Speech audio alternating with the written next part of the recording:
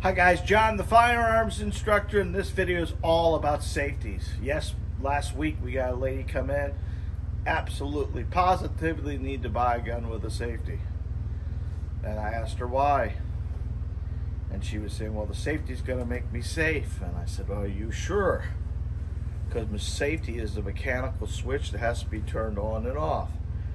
It's a true debate, basically, do I need a gun with a safety or do I not need a gun with a safety?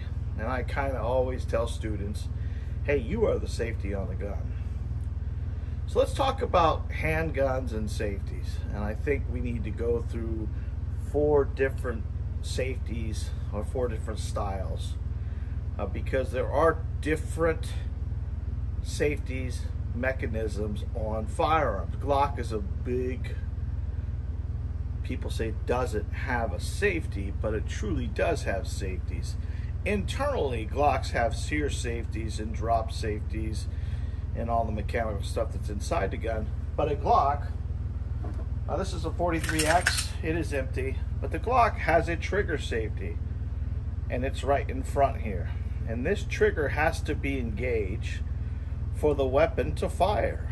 So when you say a Glock doesn't have a safety, if this button that you see right in front of you there, right here, if this button is not engaged, the weapon will not fire. You cannot pull this trigger from the side. You have to have your finger on the trigger. So that takes us to the first thing I would tell you. If you really think about it, your safety is right here. And that is the true thing. Number 1 rule about a handgun is it's always loaded. And if you keep your finger off the trigger until you're ready to fire, that's the true safety. If you kind of think about a safety being a switch, if I walk over and turn these lights off, these camera lights off, they're not going to turn back on until I turn them back on. And there's my problem with mechanical safeties. If you're not manipulating them every time you touch the pistol, then you're not going to remember it in a high stress situation. So, Glock's the first choice. Now, you know, we've sold a lot of the Smith & Wesson shields, and this is the equalizer. Smith & Wesson shields, equalizers, they all have this. They all have some kind of wall safety. I don't know if you can see that, but this safety here is moving up and down, and this is manipulated by your thumb. So when you put this in your hand, you lift it up, lift it down, lift it up, lift it down. Now, most of these equalizers come with that safety, which is a wall safety, as well as a backstrap safety. Now, the backstrap safety, with that being engaged, this weapon would fire if this safety was off. But if I don't hold on to this tightly enough, it will not engage. You cannot pull the trigger if you don't have this engaged. So if you're holding the gun with this backstrap safety not in, it will not fire. So again, what makes a gun go bang? You putting your finger on the trigger. So again, no matter if this had safeties or not, or you turn them on or you turn them off, if you don't put your finger on that trigger until you're ready to fire, that's the true safety. So then we have the G2, which has just a standard wall safety. So that's on and off, right? And it has that trigger safety again as well.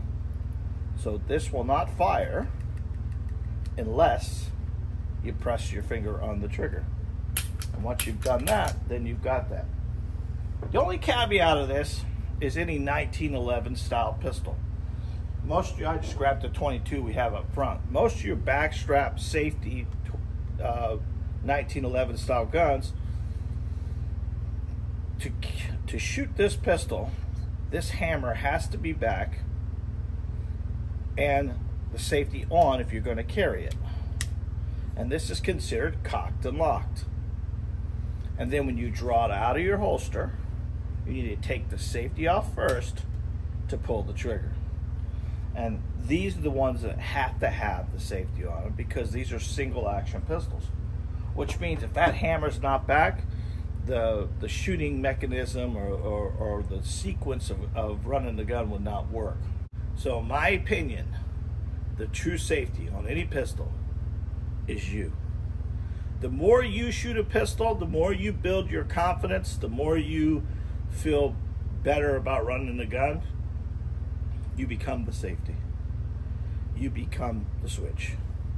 Because if you're not manipulating that safety every time you engage the pistol, in a high stress situation when muscle memory just kicks in and you have not been manipulating that safety on and off, you may not remember it.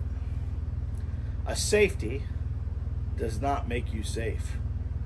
You make yourself safe. You are the mechanism. You are the safety. In my opinion, you becoming more proficient with a pistol, maybe taking a class or two, getting you really confident with it, and being disciplined and keeping your finger on and off the trigger when you're ready to fire, that's the true safety on the gun. If you agree, comment below. If you disagree, comment below. Because every time we upload one of these videos, we get that information and we want to share it with people. We want people to see, and we want to build a community around this. But if you like what we're doing, guys, and I hope you do, don't forget to hit the bell icon, the like, and the subscribe button. And every time we upload a video just like this one, you'll be the first to know. Do you need a safety on a pistol? Are you the safety on the pistol? You make the gun safe, not some mechanical device that can and will fail. Until next time, I love you guys.